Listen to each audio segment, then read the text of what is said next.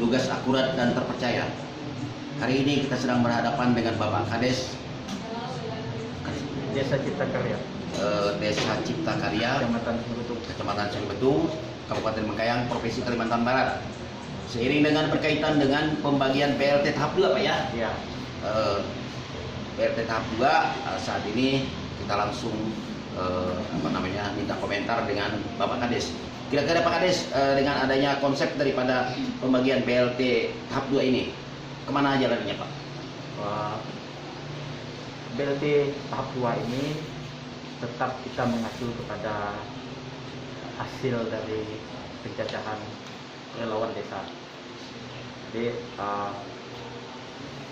dari pemerintah sudah mengeluarkan aturan bahwa penyaluran BLT wajib dilaksanakan agar bisa mendongkrak perputaran ekonomi dan pergerakan perekonomian di desa.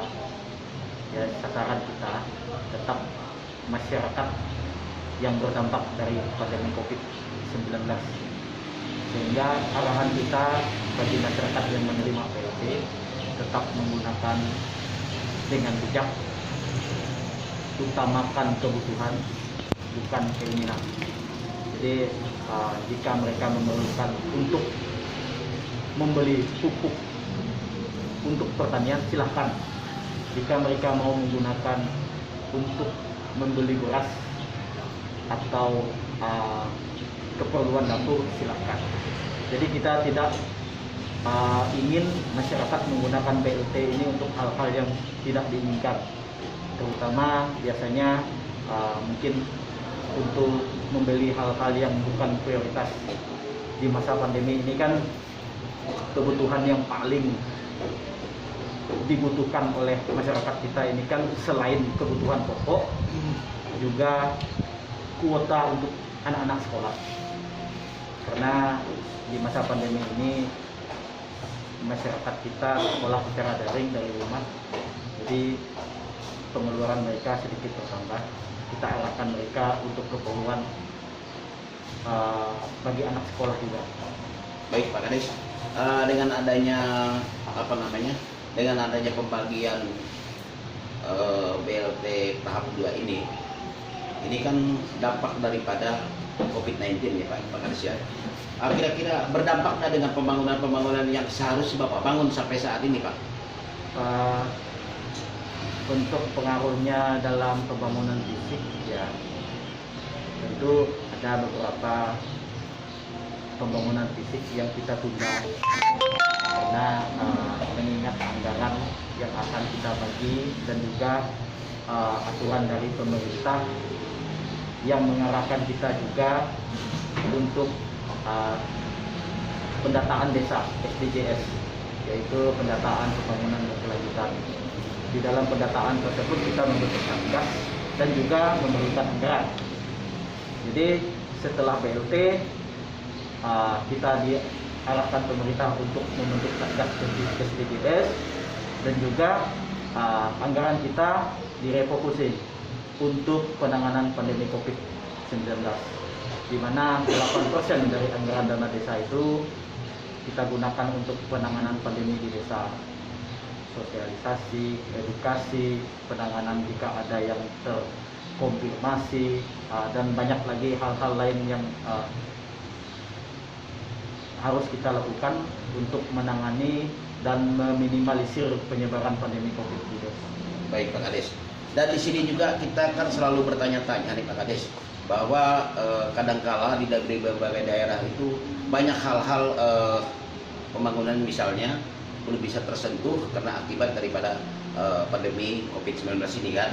Akan tetapi di sini kan ada 14 kriteria miskin ya. Jadi 14 kriteria miskin itu kan menjadi suatu program dan itu juga bisa dimanfaatkan di situ untuk membangun Pak.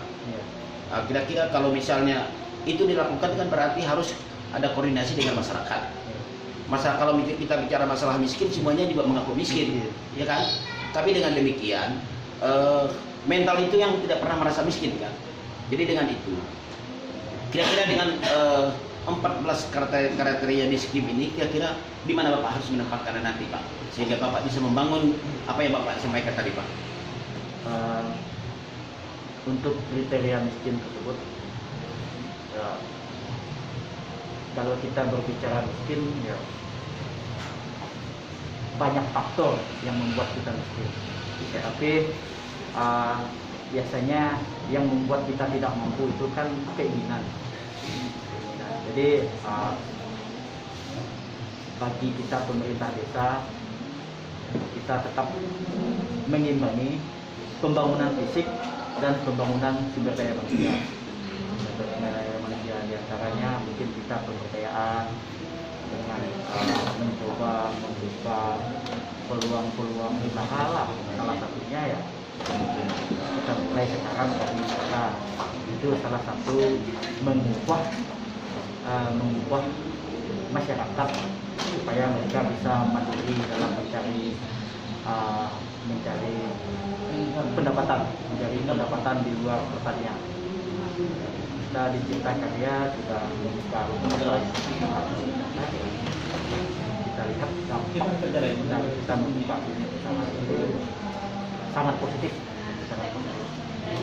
Baik Pak Anies, dengan konsep pandemi ini dan sekarang kita sudah mengabulkan satu program pemerintah melalui bagian PRT Papua, kira-kira saran dan pandangan Pak Anies pada warga masyarakat supaya berimbang dengan pembangunan fisik yang harus dibangun Pak. Kita berharap masyarakat desa kita sarankan terus melakukan inovasi, selalu kreatif, sehingga tingkat kemiskinan itu semakin turun.